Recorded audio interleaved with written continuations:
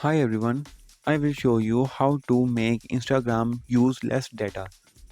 First of all, open the Instagram app, go to your profile, then tap the three lines on the top right, then tap setting and privacy, go down. Now tap the data usage and media quality. Now you can see the option the use less data, turn on the data server. Now the Instagram use less data. If there is a problem with this video, so ask in the comment.